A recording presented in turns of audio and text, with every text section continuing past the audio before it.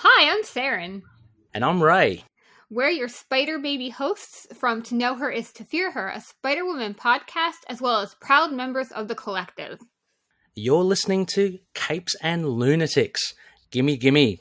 Hi, this is Phil, and I'm here to tell you all about the Capes and Lunatics Patreon. Don't miss out on our comic book creator interviews, including our monthly Chichester chats with comic book legend DG Chichester, superhero movie brackets in our search for the worst comic book movie of all time, and many, many more specials, all completely uncensored. Access starts for $3 a month, full video when you pledge $5 a month. Check out the link in our show notes or go to patreon.com/capesandlunatics. Hope to see you there.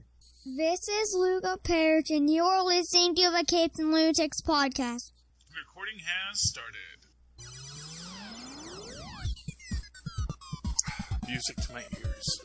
Hello and welcome once again, friends and neighbors, to Superconnectivity. I'm your host, Charlie the Professor Esser. One who professes, that is I. And with me, as always, is the blue-eyed bomber from the Burg of Pitts. It is... Phil Podcast Perich. Phil Podcast Perich, the man who makes all podcasts podcastable. We both have our fancy Capes and Lunatics cups today. Because what's life without a little merch? Make merch. And the best part is, you have no idea what I'm drinking. Ooh, could be anything. Could be pure natural orange juice. I thought you were saying you had no idea what you were drinking at first. I'm like, what? I never have any. Actually, honestly, I'm just... Whatever's in the fridge. It was fridge. open, I threw it in there. It's in the cup now. That's the great thing, is you can just keep on adding stuff. You don't know. You don't know? Oh, anyway, so, okay, here's the big story that's already, like... Because they can't let us have anything nice. We had our big Super Bowl ad, and there's an earlobe in it, which everybody insists has to be Patrick Stewart's earlobe. Yeah. Of course, we get an ADR voice saying, maybe we should tell him the truth. Although, in it, again, like, who is this even in this scene? Is this... Nobody knows, everyone's certain about it. And of course, Patrick Stewart, for what it's worth, has been having fun with it. Because the first thing he said about it was, yes, everyone called and says, is that you? I said, how could it be me? I'm sitting at home watching the football game. But, and then he's also, like, talked a bit about, like, and people have asked, so how would Professor X interact with Doctor Strange? And he gave his statement about how Professor X would interact with Doctor Strange. That does not mean he's playing Professor X here. I've heard so many rumors. I mean, that the new rumor I just heard today was, what's his face? The guy who plays Reed Richards in Fantastic Four and Rise of the Silver Surfer. He's going to be in this too as part of the Illuminati. So, yeah, I mean, anything's possible. I mean, if nothing else, No Way Home basically said, "Yeah, I believe everything. Because anything can happen." Mm-hmm. Really, they've cast someone in the new Kraven the Hunter film. I did not even know there was a Kraven the Hunter film, and the person they cast isn't Kraven the Hunter. So I don't know. I don't know what's going on with that. Sony's just off in their own little world. They have their Morbius coming, and that's their thing. And that's sort of where it all gets kind of mushy into it. Yeah. Because here's my thing with this. Okay. First off, everyone says, "Oh, it has to be the Illuminati," and right there, no, it doesn't have to be the Illuminati. It could be any number of conspiratorial groups that are not the Illuminati. And the Illuminati didn't even work on multidimensional threats, generally speaking, let alone timeline incursion threats. And my actual theory is that this might be the Brotherhood of the Shield. And the Brotherhood of the Shield is something that they have been teasing since Agents of Shield. And, what does that acronym tell you? It says someone really wanted our name to spell Shield. This has been this thing that exists, part of the old Hickman line. If you all remember Old Man Hickman, he had this whole grand cosmology that he, canonized for a while there, and then, did his Avengers planet and the whole, that whole thing where he just expended everything out from that Fantastic Four route. And, and now that's done and we're going to do something else. But, But here's why. Because for all the talk about, here's why I think it might be the Brotherhood of the Shield. And why I don't think Patrick Stewart is playing Professor X. Although people have said, no, he's playing Professor X from the 1992 X-Men. Oh, God. Because there's all these theories about how, no, you see, because the end of the last 1992 X-Men had this whole multiversal threat, and it created a universe without I didn't see it. It was a long time ago. By 1992, I was graduating from high school and was living my life, and I never read X-Men comics to start with. Oh my God, Charlie! If they do the Illuminati and they bring in past actors, we've only had one Black Bolt actor. If they decide to do Black Bolt, that is again why I don't think it's going to be the Illuminati. Okay. See, that's the thing. It's like I don't think it's the Illuminati because the Illuminati. First off, the Illuminati is of a place and a time and a structure that is so built upon the actual Marvel structure that I don't think it works to introduce here as a multiversal threat. Whereas I think you could take characters like Dominic Cooper, Howard Stark, Haley Atwell, Captain Rogers, maybe a Franklin Richards played by Patrick Stewart. Nathaniel Richards played by. Although you could also have a Franklin Richards played by Patrick Stewart. That's actually the son, but he also becomes a godlike being later on. So you could actually have the original Nathaniel Richards, Reed Richards' father, who worked with Dominic Cooper's Howard Stark as a member of the Brotherhood of the Shield, working on time-displaced issues, and have that actually be a part of that larger story, you know? And you could approach this in a way that is going to really open up possibilities. You know, that's the thing. Everyone's saying, oh, well, they're going to retcon what has already happened in the MCU, or they're going to change what the MCU is. I don't think they're going to. That's the thing. I don't think they're going to intrinsically change anything. Because I think they haven't done that yet. They haven't done it yet. And every time that they introduce something, it's always that, no, this was always here, it was hidden. You know, that, you know, there were superheroes in the 40s, we just don't know about them. You know, that S.H.I.E.L.D. actually kept the wraps on things for years. And that's actually one of the many things the Agents of S.H.I.E.L.D.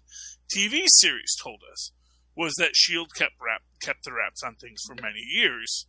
As we saw when we actually found out that there were superhumans that S.H.I.E.L.D. was just summarily imprisoning because they felt that they were too extreme to be out on their own. Angar the Screamer, you know. It worked for this episode. The lady with sharp fingernails. You know, it worked in the short term, but the fact of the matter is that this idea is that there are these other threats in the universe, and you don't need an Illuminati. And in fact, an Illuminati is thinking too small.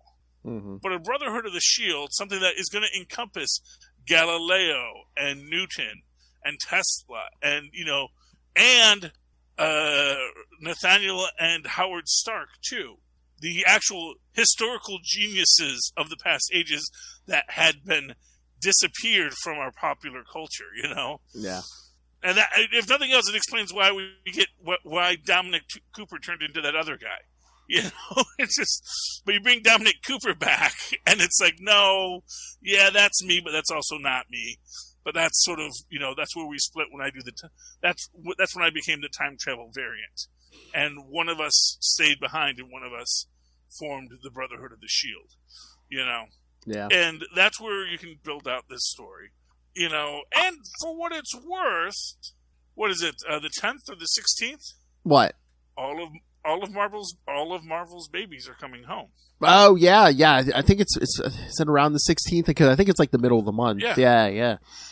And I think that's really telling. And I think what's also telling, as Disney is positioning itself in this universe, you have this idea that they needed to adjust Disney Plus's parental controls to integrate the Defenders, because they had to make sure that parents so that parents could like really not the defenders for my kids, because that's too much violence. I don't need to see Luke Cage getting coffee. Or Wilson Fisk crushing a guy's head in a corridor. Yeah. I'd like to say that's what you want to protect your kids from, because that's what I would protect my kids from. But I know that a lot of people just do not want to see Luke Cage get coffee. But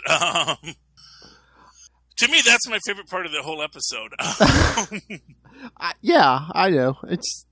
Oh, did you see? I guess I thought I saw an article today. They were saying they're going to do like a cheaper version of Disney Plus you can get with ads. Yeah. Well, of course, that makes sense, because they already have Hulu with ads. Yeah. It's like I have Hulu with ads and I have Disney Plus. I'll keep my Disney Plus premium. Yeah. But I'm gonna keep my Hulu with ads, you know. Yeah. I mean, I think that's nice. It's like, oh yeah, we'll give you a cheaper version. Yeah, I just gotta watch a couple ads. Yeah, well, why not? Yeah. I mean, for what it's worth, most of the stuff that's on there is television anyway. Yeah. And they no longer have to fit it into a block, you know? Exactly. Oh, did I see besides the Netflix stuff, did they say they're putting Agents of S.H.I.E.L.D. on Disney Plus? Yeah, all of the babies. Yeah, the Netflix stuff, yes, but also Agents of S.H.I.E.L.D. It's all coming home. I mean, that just makes sense. I mean, come on, they own that outright. And that's where I think stuff like that is the stuff that is going to come into the larger weaving of the MCU. Yeah.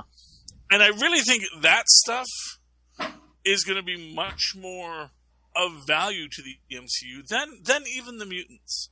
Because here's the thing about the mutants. You know, everyone wants Patrick Stewart back, and who doesn't? I love Patrick Stewart.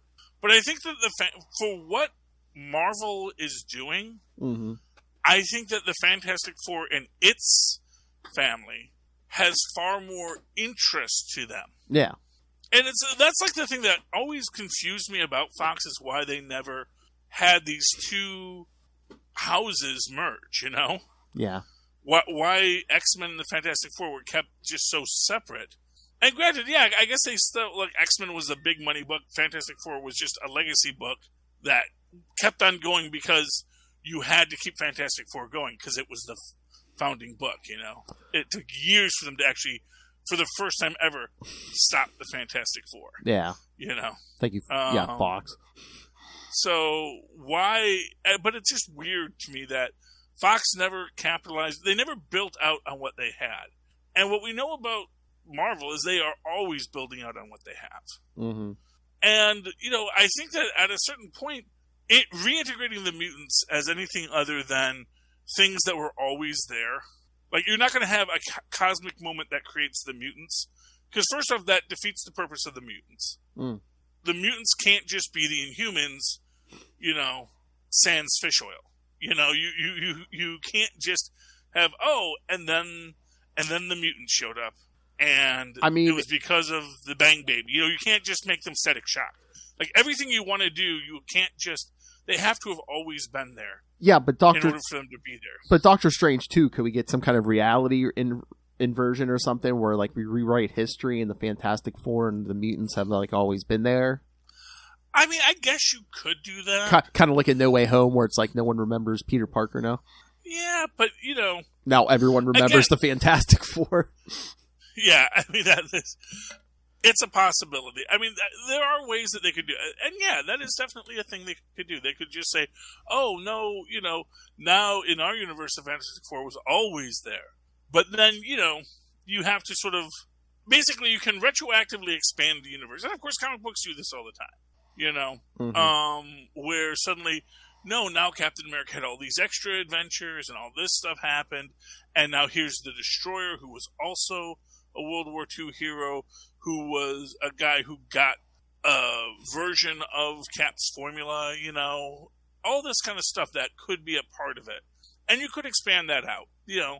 But then again, what you actually get to is this moment where you can say, well, are they expanding it out? Or was it always there, it just never came up, you know? I mean, I'm trying to think. Because that's the thing. Could the timeline work where it's like at the same time they snapped everyone back? You know, in Endgame, could Loki have broken the multiverse at that exact moment? So like they snapped some extra people back. You can't think about that. You can't think about Loki. Yeah. Within a temporal structure. Well, that's what I'm saying. So could that snap have snatch some people from the multiverse. Well, I mean, the snap only happened in one universe. Yeah. And that's another way you have to think about it. It's like that one universe where the snap happened was one of at least 14 million that Doctor Strange saw. You know? Yeah. So it's like when you actually talk about like how many different variations of universes there are out there are literally billions upon billions upon billions of universes within the multiverse. Mm-hmm. So whenever you look at this one little, you know, Podunk 616 universe, it is not even... I mean, it's important to the people that live there, but within the cosmic stream, universes come into existence and come out of existence all the time. And it is only ordered for a certain point, and then that's really the point to understand about what happens at the end of Loki is, yes, the universe was stable, but it was also always unstable because the instability goes backwards in time, not forward. Because they're at the end of time in Loki. And I think that's the biggest problem that people are always trying to put on this, is they're trying to jam it into a temporal structure for a aspect of the story that is inherently atemporal. Mm-hmm. You know, that's why, quite frankly, it's a Loki variant that does the entire story of Loki. Like, nothing that happens to Loki has anything to do with what happens in Loki. Yeah. Because that's a Loki variant. Mm-hmm. And he was plucked out of time, and everything that's happening in the TVA and everything else extra multiversally is all unrelated to the MCU. And, yeah, they could blink the universe out of existence, blink it back into existence, and then suddenly things are a little different. Like, suddenly, wow, who's this Miles Morales kid who happens to go to my school? You know? You can do that, but, you know, do they hang a hat on it in that way, or do they just say, things have always been and things will always be? Because I was going to say, instead of Illuminati or even Brotherhood of S.H.I.E.L.D., maybe in Doctor Strange, maybe it'll just be, you know, maybe we'll get our money's worth out of Jonathan Majors and it'll be Council of Cross-Time Kangs. I mean, that would be really awesome if, again, and honestly, what you could have here along those same lines is this could be, if you want to get into it, you have Jonathan Majors as Kang as one of these people, but also, you know, because you could have Kang as the future version of Nathaniel Richards, Patrick Stewart as the ancient version of Nathaniel Richards, and just all these variants who would all discover time travel at the same time. Mm-hmm. And of course, once you discover time travel, you discover pan-dimensionality, you know. And they could be going up in front of the Council of Reeds. So even in that idea, Patrick Stewart could be Old Man Richards. And you're going to get a bunch of different Reed Richards, of which Patrick Stewart is one of them. You know. Oh my God. Again, a council. How big of a deep dive would that be? You get the guy who played Reed Richards in that Corman Fantastic Four and make him Nathaniel Richards. I mean, yeah. Or, you know, but that's the idea. It's like you could get anyone in there. Yeah. Because you could get all of the Reed Richardses from all four movies, counting the Corman movies, and throw in a Patrick Stewart as an extra bonus Reed Richards. You know, or they're all the Nathaniel Richards of this universe. You know, throw in a Dr. Doom or two, you know, a Victor Von Doom. I was going to say, you really want to mess with the timeline? You do a Council of Dooms. Yeah. Well, you know, but this is where I get into this idea. Well, you know, one of the Reeds was also a Doom, so that's where it gets complex, you know. But this is where I get the thing about the Brotherhood of the Shield. Is when we looked at the Brotherhood of the Shield, I mean, you know, it was always these super scientists. It was Galileo. It was Tesla. It was Newton. Newton, who goes on to found Hydra. You know, and you have these immortal geniuses at the end of time. You know, or in the middle of time in this case. You know, you could even have it would be very interesting if you actually get it as these are the geniuses of the Marvel Universe, and you have a Nathaniel Richards, a Hank Pym, and that's who built the Ultrons. Oh. So the Ultrons that work, that was Hank Pym's idea, you know, and just, you know, that entire concept there. There are all these things. You could even have Professor Norton, and then it's actually a Human Torch that's fighting Scarlet Witch there. You know, you could have so many different characters there And the thing about the Illuminati is like, oh, but you see Doctor Strange is in the Illuminati, which he's not here, obviously. But Namor, Black Bolt, and Reed Richards run the Illuminati, of which we don't really have anything there. And you can say Professor X was there, but also Professor X was there because he was a representative of the mutant community. And that's really what it was. Like, the original Illuminati was Reed and Tony and Professor X and Namor and Black Bolt. And, and then, of course, and Doctor Strange as representatives of certain aspects of the superhero community. And, of course, Black Panther was the one that stepped out. So, there's lots of things you could have here. And we won't know until it comes out. And I think the idea of just assuming it's... I was wrong about a lot of the stuff in No Way Home. But, I don't know. I get the feeling that after Boner, I think having any of the X-Men come back as the X-Men themselves is super unlikely. Yeah. Just because, even though Feige wanted Patrick Stewart back as Professor X, I think that because they made a whole thing about, Patrick Stewart saying he did not want to come back as Professor X because he thought his character had a closure, anything's possible. They back up the money truck. Who knows? But to me, it has to make narrative sense. Yes. I don't think it makes narrative sense for Patrick Stewart to be Charles Xavier in this scene. I honestly feel it was an intentional tease, just like having Ralph Boner show up in the middle of Wanda. It's intentionally made to mess with your head and to make you think the wrong things. So that's my theory. Do you want to talk comic books, Phil? Yeah. Let's talk some. We got a ton of them here. Speaking of everything, Fantastic Four number 41, Reckoning War. It is interesting, to say the least.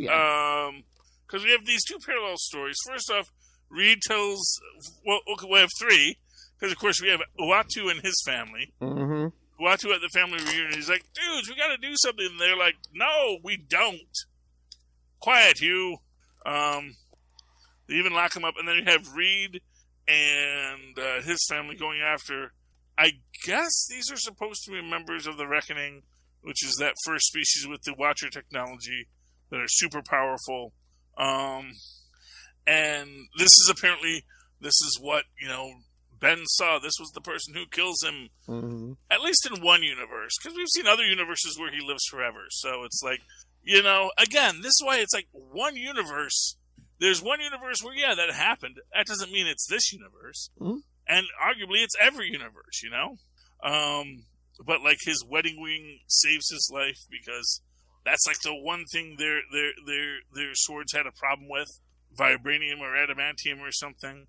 Although they do, I guess, cut up Ben pretty harshly there. And then we get back to Spire. Yep. And I love this. And again, this was clearly Reed's plan all along. And that's why he forbid Johnny to go. Because he's like, I know exactly what he's going to do. He's going to go there. And he's going to basically annihilate Annihilus because we know he can do that right now. Oh, yeah. Because no matter how hard he pushes his flame, it never shuts off. And he basically, enlists the Unparalleled into a cosmic war, because it's a whole planet full of Fantastic Fours. And they're going to now join the fight. Which kind of strikes you as, that seems like the exact kind of thing that could turn the tide.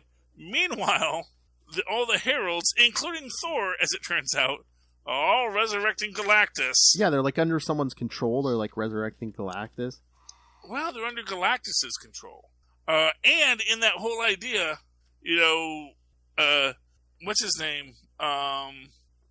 Silver Surfer has the ultimate nullifier. Yep. The last things that survived from the last nullified universe. And he is bringing the Destroyer Galactus, because it is Galactus Destroyer, because now the Destroyer armor has bonded with the resurrected Galactus.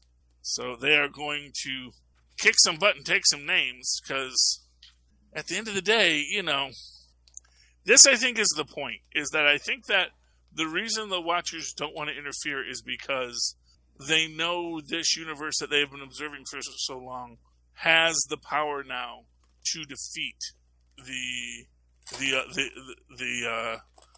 reckoning. Mm-hmm. That was the whole point, that, yes, if the reckoning comes and destroys us, first off, if the reckoning comes and destroys everything and destroys us, that is just our just desserts. But I don't think they actually fear that, because I think that death is a different kind of a weird thing for them. And that's why I think that it is, that's why I think they're having Uatu keep his powder dry. Why they're telling him, look, kid, you don't know what you're talking about. Mm-hmm. A lot of us watchers, we've been watching a bit longer than you have, and we've seen a lot, So there's secrets even you don't know. So I am enjoying Fantastic Four a lot. You know what is a big crossover tie-on that I really had a hard time with this week, Phil? What? Suicide Squad. Oh, okay. I liked it. Number 13, I liked it, but this is issue 2 of the War for Earth 3. Oh, is that out already? I got part 1, or War for Earth 3 number 1. Okay, when did that come out? This week, I think. So I didn't know that. So I guess they both came out. I didn't know they both came out. Yeah, I thought Suicide Squad 13 came out like next week or something. Because obviously it's like, I guess I had to read the other one. Yeah. To read this one, and apparently, I guess Hootie the Owl broke Owlman, or Talon. He does the Bane thing with the back. Oh yeah, he did do that in this issue. Yes. Yeah, and then apparently someone has sand person powers. That was new to me. Well, the whole thing is Amanda Waller comes to Earth 3 with a bunch of, I guess she's gathered versions of heroes and villains from the multiverse, and she comes to Earth 3, and she comes to Ultraman, and she's just you know what, do what you keep doing. You know what, you don't have time to be a king, be a god. She's let me run the day today. So I don't know what Waller's up to, but she's let me run the day to day, and chop whatever heads off that he's chopping off. He's you go be a god. You got more important stuff to do. So yeah. And then I guess she's against the Suicide Squad, because then she shows up with at least 2 of the Crime Syndicate and some other people. Yeah, I mean, I love Ambush Bug in this, which is always great. Well, that's what I was telling Lilith last night. I'm I think I'm gonna have to recommend this to Charlie, because Ambush Bug's in it. Yeah, but see, that's the thing. It's as they're doing it, they keep on jumping back and forth, which makes it hard to follow, because I guess here we have Rick Flag, and I think that's Deadshot, getting they're stealing pharmaceuticals to clean themselves up after the fight.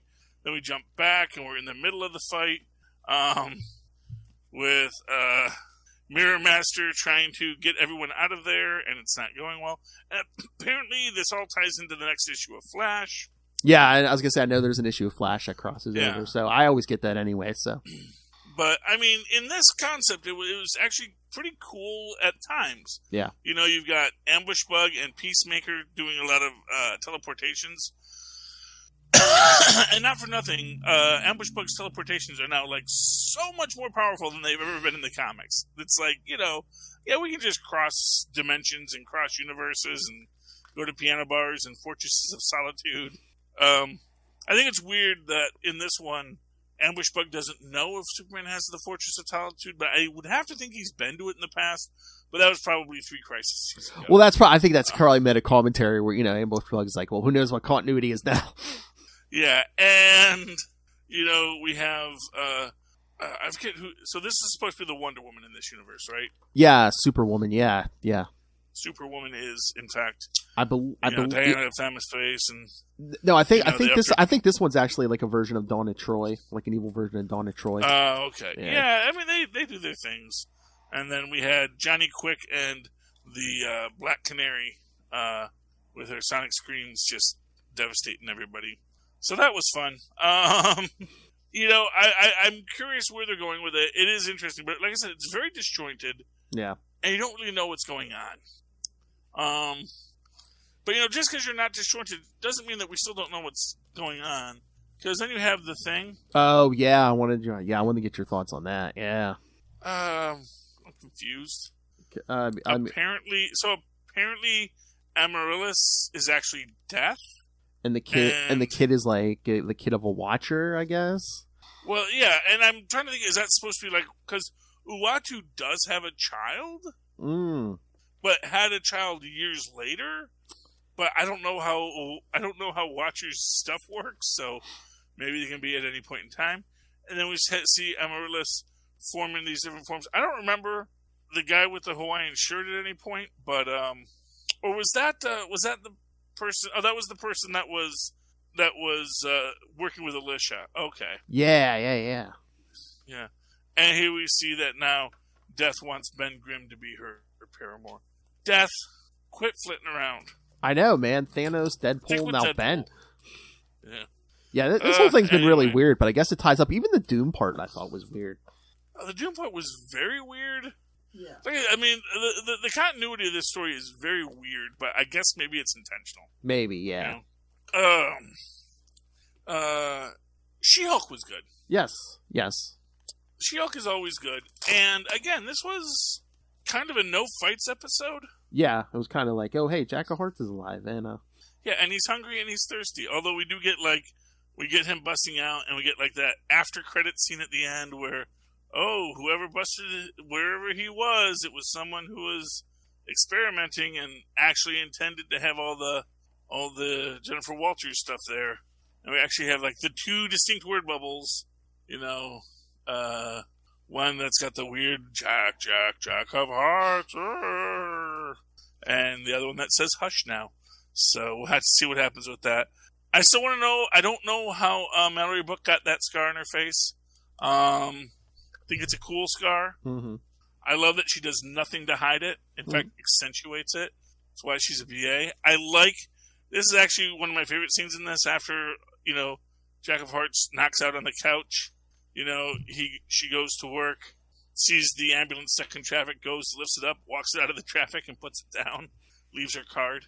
Yeah, I just took the whole food and drink thing, and even the sleep thing is you know, not only is he back, but maybe his body is different now. Maybe it's closer to human, or you know, because he had that weird zero energy before. Maybe now he's closer to actual human again. Yeah, I mean, I'm sure it's something like that. Yeah. I love how it makes it a little vague too, because she was like, "When's the last time? Was it the last time you ate or drank?" He was like, "Oh, Bush was in office." I mean, either way, it's a long time, but it's which one? Yeah, well, that's the gag. Oh, 1 star. Oh, sorry. Oh no, sorry. I was going to ask you. Did you read from our friend Jed McKay? Did you read Strange number 1? No, that came out. I missed it. Oh, tell me about it, Philip.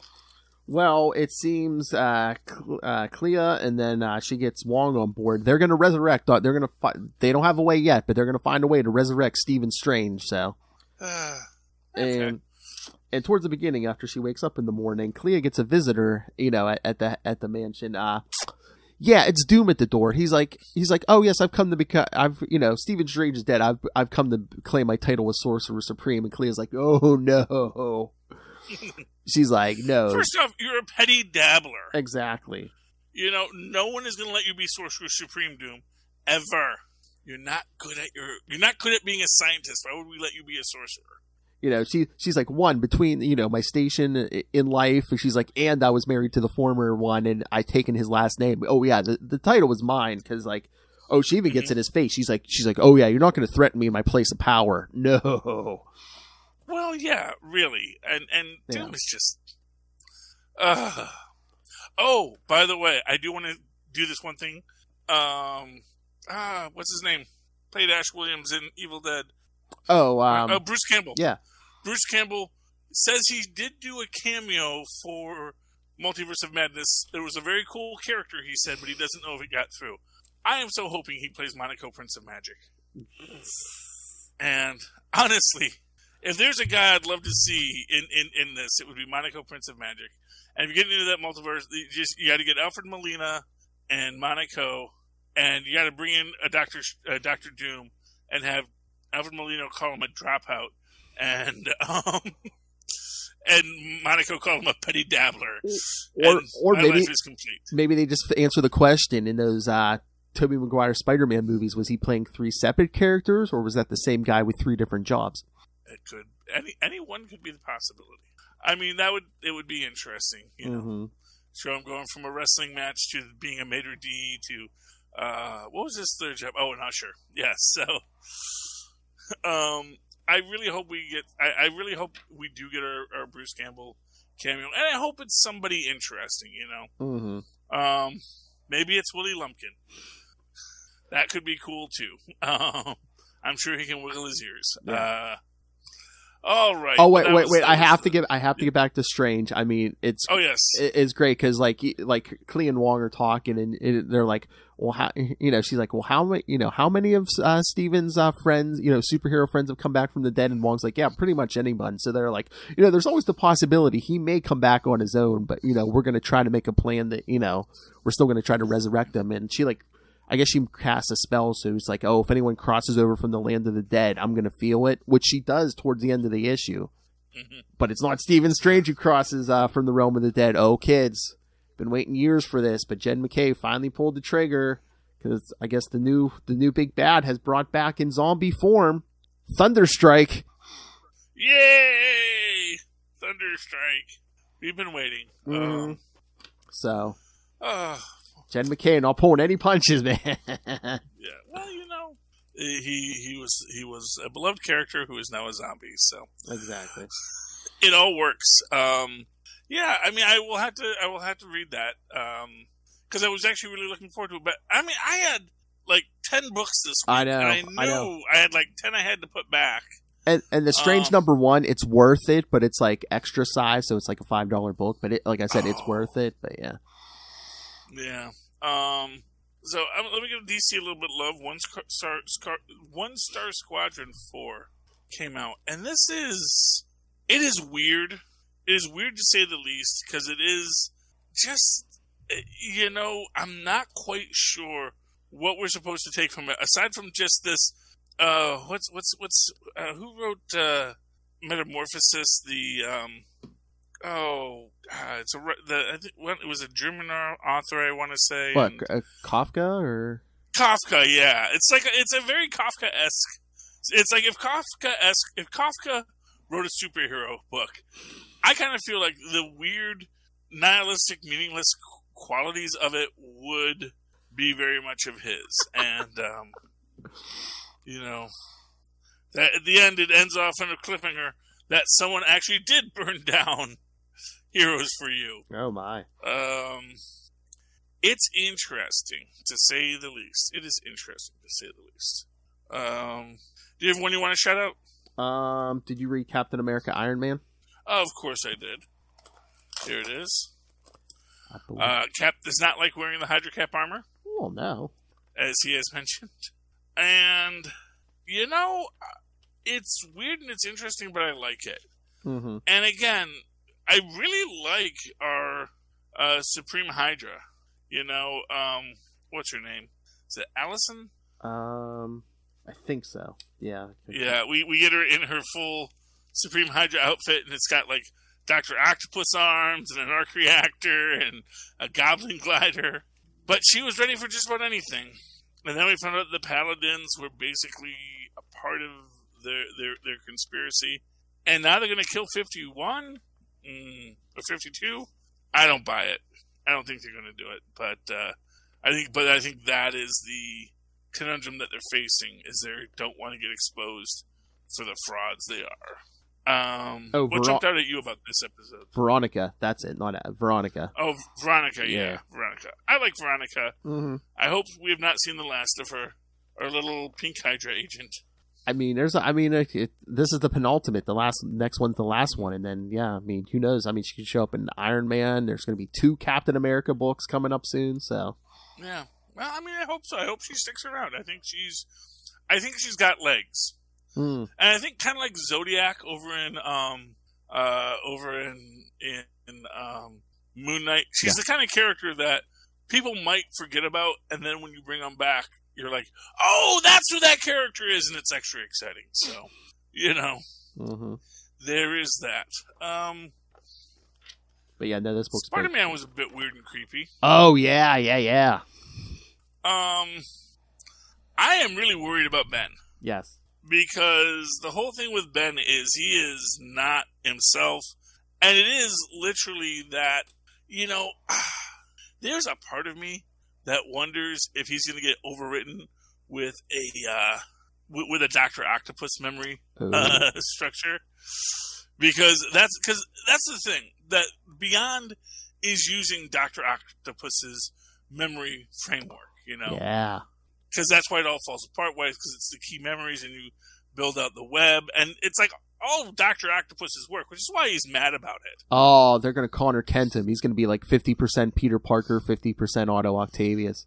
He's going to be something. He's going to be Tolliver 2.0, you know? Yeah. And what would be interesting is, like, if that is the only way to do it, because we know that Otto's trying to reclaim his lost memories, and the only way to get his lost memories would be to get him out of the Parker brainwaves, you know? Because he knows that's where they were hidden. Yeah, it's just like Ben's mind is shutting down, so it's like, yeah, he's either going to go brain dead, but the only mind we have to jack in those holes is Otto Octavius. So. Yeah, it's like an old Superior Spider-Man clone, you know. Like he'll remember all the Spider-Man stuff, but he'll also remember all the Dr. Otto Octavius stuff. Oh, if he has Otto's Superior Spider-Man memories.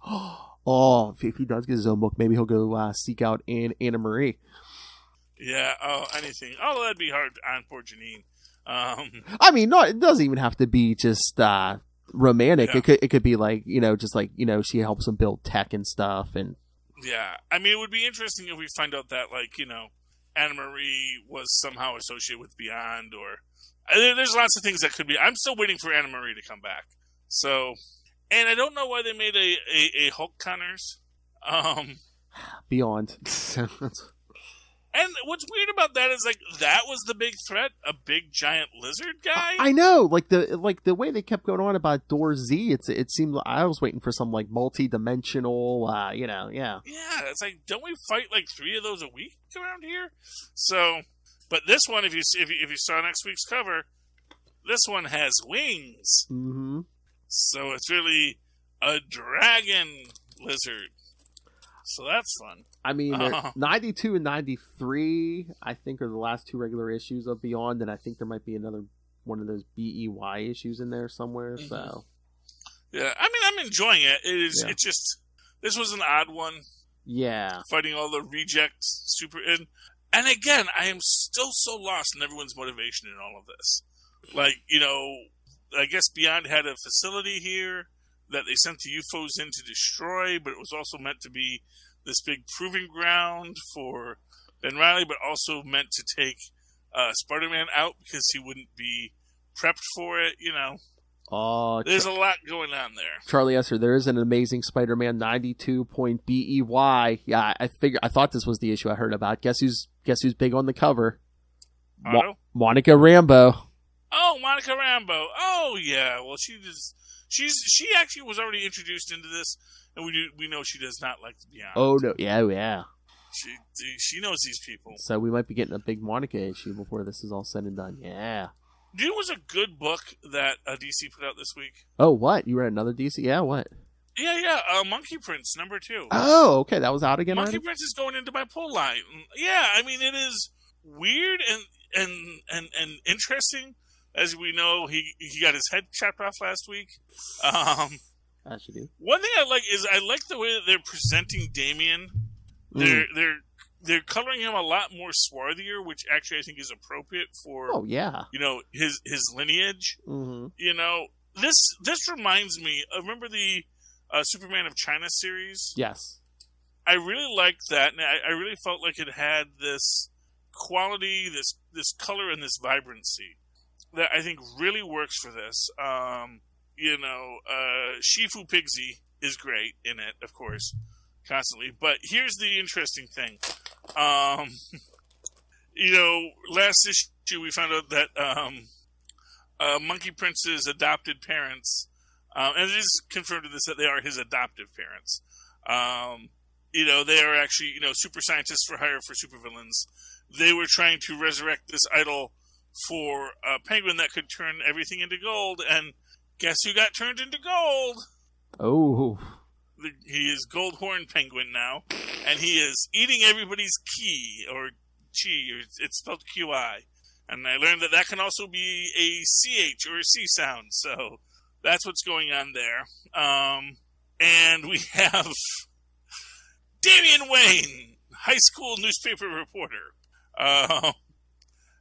trying to interrogate the Monkey Prince about how he jumped into the pool, and moments later, the Monkey Prince jumped out.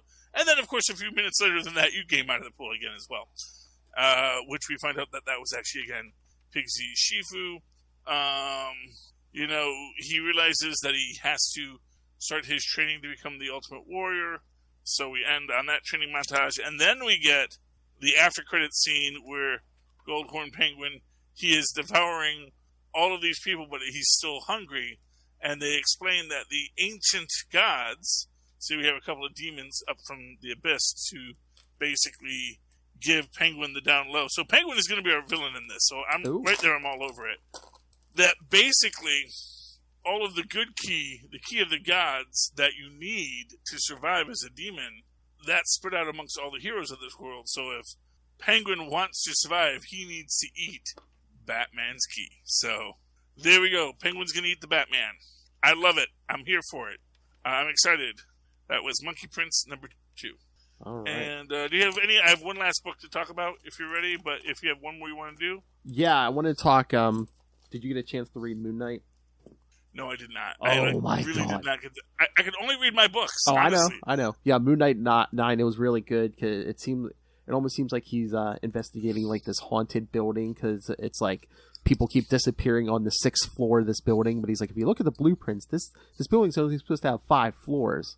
Dun, dun, dun. Yeah, so it seems like this haunted thing, and like it like traps people, and I guess it like reaches into their minds. But guess what? Guess what happens when it reaches into Moon Knight's mind? It spits him out. It's like yeah, because he's even telling Dr. Sturman about the whole thing later. He's like, it spit me out like I was poisoned food, but I guess technically I kind of was. But then he goes back later, and with some explosives, he's gonna blow it up. He talks to Wong first, but then he finds out, this upper floor is actually the House of Shadows, a living structure beyond time and space and time that Doctor Strange and a bunch of people banished a while ago. Mm-hmm. And Moon Knight's like, I could blow you up and stuff. He's like, but I think I have a better offer for you. He's like, you need a purpose. He's like, I need a purpose. I think we understand each other. He's like, I'll give you the same thing that keeps me going, a mission. So you remember the Midnight Mission was all blown up. So yeah, the House of Shadows becomes the new Midnight Mission. So, okay. So it's actually interesting. Yeah, it's like Moon Knight instead of just like, winning something by punching somebody out. He's like, oh, this strange creature. It's like, you need a purpose. You need a mission. Hey, help me. I'll help you. So, but here's the only question: is it still going to be eating people? I guess not, because Moon Knight's just like, Moon Knight's like, I'm ready to blow you up. I have a way to blow you up, so. That's good. Yeah. Okay. Well, I will have to read that, and I'll have to see how that plays out as the storyline progresses. Yes. All right, so what book do you got? My last book, it's my Indie of the Week, IDW, Mirror War, Geordi number 1. Ooh. And it's pretty cool, because it's, it's Geordi. He's in the, I forget what they call it, but it has like it has a bad name, but it's like, the persuasion chamber. It basically it puts you through horrific torture and to get you to confess to things. And we get this really neat backstory on Geordi, where it's, it parallels his original family's backstory, but here his father is, after he gets beat up by kids. His father shoots him away, but he doesn't give his son a hand up. And then, you remember how Geordi's mom died, right? Didn't the ship disappear or something? Oh, yeah. Oh. Yeah. His mom died in the fire. This time, both his mom and dad died in a fire. That's because Geordi made a firebomb to kill them both with. Oh, which is a play on what happened in the original, because Geordi blamed himself for the fire that killed his mom. I think his dad also blamed him for the fire that killed his mom, so it was a weird thing. Then we flash back to when, just after the Stargazer incident, when Geordi and Picard are both assigned to the Enterprise, and this other female engineer starts hitting on Geordi. They develop a relationship, then they're going to plotting to murder their commander, the head of engineering, but then Geordi rats her out so that she gets taken away to a dilithium mine, where she eventually dies in the dilithium mines. And Geordi is like, no one can break me, and no one, you think you understand me, counselor, but you don't. Because if something makes me weak, I cut it out. Ooh. It's pretty cool, because that was the thing. It's like, yeah, he did have feelings for her, and that's why he had to get rid of her. Because if you have feelings, that makes you weak. And next week, it's Cisco, man! Oh! Mirror version Cisco as a pirate. I love it. So yeah, I'm enjoying the Mirror Wars. I mean, obviously, when they're doing, again, it's a little hard to follow because you get these one-shots which are pretty cool, and they give you like a universe build-out, but the actual story is running real slow as Picard tries to take over the evil universe. So, and that's all I got, Phil. You want to call this a night? Yeah. I think we did a good job here. So, how can people reach out to us, find us, buy some wonderful merch? I'm glad you asked, Charlie Esser. Yes, if you want to talk to us about any comics or any of these movies or anything that's coming out, or if you're even a creator and want to speak to us, you can email us at capesandlunatics@gmail.com or call the voicemail 614-382-2737. That's 614-38-CAPES. I can find links to all the social medias, including social media for Superconnectivity on Facebook and Twitter. Links to our YouTube channel. Everything gets a video there. Our Patreon, where we have early access to creator interviews, Mr. DG Chichester every month, and the worst superhero movie brackets. We've only done 2 rounds so far, so yeah, go subscribe, get in on the ground floor. You won't miss a thing. You can plenty of time to catch up, and you can get some Capes and Lunatics and Capes and Lunatics Sidekicks merchandise. Be cool like us, kids. Yes, so find everything at Linktree, linktr.ee/Capes and Lunatics. And, of course, you can always write to me in that old-fashioned email way the way our mothers and fathers once did at superconnectivityblog@gmail.com. That's superconnectivityblog, all one word, at gmail.com. And, of course, follow me on the Twitter as I like to tweet things when I feel like it, at Charlie Esser. That's CharlieEssser, look for the 2 E's in the middle.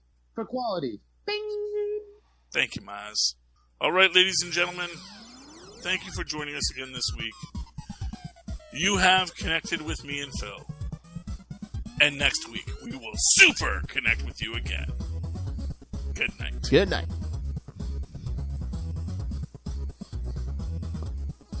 Everybody do a dance. In your pants. Oh my. As we fly to France.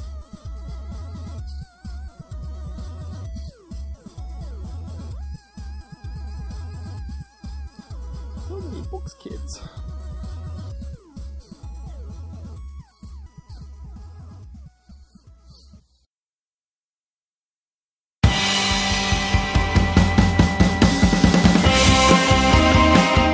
Hi, I'm one of the High Priests of Khonshu Ray, and I have the sacred privilege of providing you, the loony listener, with a podcast honouring Marvel's very own Moon Knight. So join me and a host of others at Into the Night, a Moon Knight podcast. Follow us on Facebook, Twitter and Instagram, or support the show by becoming a Patreon member. Into the Night, a Moon Knight podcast. It's time to get your Khonshu on.